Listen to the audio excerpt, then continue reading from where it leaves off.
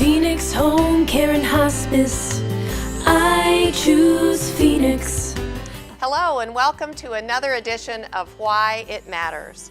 We're excited today to share tips and techniques on how to enhance our lives and maximize those moments that we are given. This is a service brought to you by Phoenix Home Care and Hospice. Now today I'm very excited to have with us Zac Rantz. He's the Chief Communication Officer for Nixa Public Schools. Now Zac, welcome, first of all. Well, you're very welcome, but I'm so excited because as a mom, I want to be the best mom that I can be. And I think all of us want to be great parents.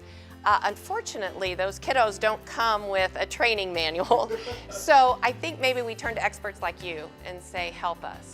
So if you could really think about what are the biggest roles or biggest things a parent could do today in the home to help their kids be successful in school? I think one of the major things is responsibility.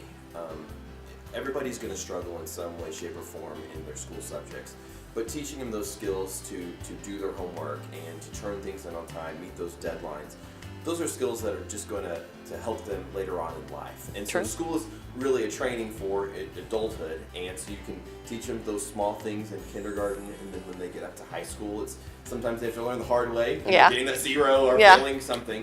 But I think teaching them those responsibility skills will just help them later. When you turn in an assignment late, there's a consequence for that, just as if you turn in your credit card payment late or a bill late. So teaching those lessons early really helps them be successful later on in life. Okay, great. So accountability and owning the results, owning your own responsibility. Very, very cool. Okay, so you're in public schools. So if you could think about something that a parent should do to support what the school district is trying to do, what would be a little tip or a piece of advice that would help a mom or a dad really support what was happening in the classroom? Communication, I think, is one of the biggest things that parents can do. If they don't understand something, ask the teacher. If they hear a rumor, ask the teacher. But mom, that's not how it happened. You know, all students sometimes maybe say something to try to get out of trouble, or there's a fuller picture to the story. That just by calling up to the school or the teacher, they can get a better picture. We hear so much stuff through social media, and there's so many rumors that get spread that a lot of times I think that communication element is lost because we immediately react to something we hear versus verifying if it's true or not. Okay. So don't jump to assumptions, but call the teacher, ask the school. Get the whole picture. Yeah, and a lot of times too, a parent may not understand the subject or their student's frustrated. So just by emailing or calling the teacher and asking for a clarification or how to help their child be successful, that's really a great tool that they can use, and they can get that two-way communication going to help the student be successful in all areas. Communication. So accountability first, communicating second. 2 tips already. I'm already getting better. Okay. My child came home the other day and talked to me about, well, Mom, we are in a 21st century classroom. Tell me what that means, because I didn't know. A lot of times people think that a 21st century classroom is just a technology-driven classroom, and that's not really probably the full picture.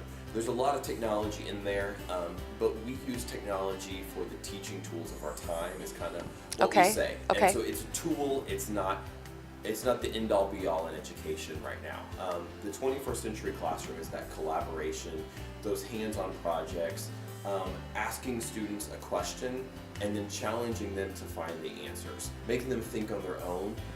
So it's not just handing them like an iPad or a Chromebook or something like that.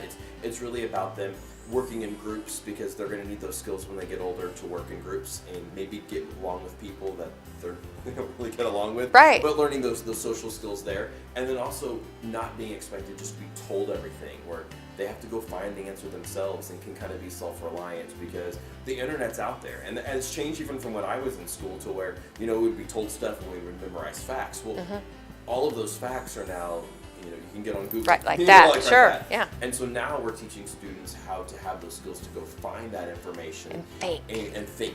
That's the biggest thing, is really to think for themselves, so they can get into that that deeper level thinking, and that higher level thinking, to where they can ask those questions and find those solutions. I mean, in our schools today, we have a kid that may be thinking right now in elementary school, how can I cure cancer?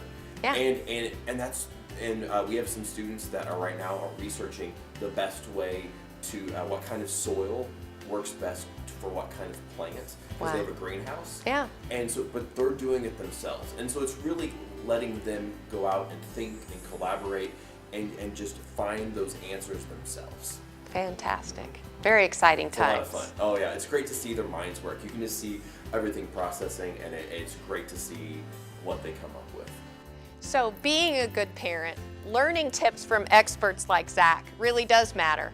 And it makes us enjoy those moments more as parents. We invite you to always tune in to Why It Matters, a service brought to you by Phoenix Home Care and Hospice. Thank you.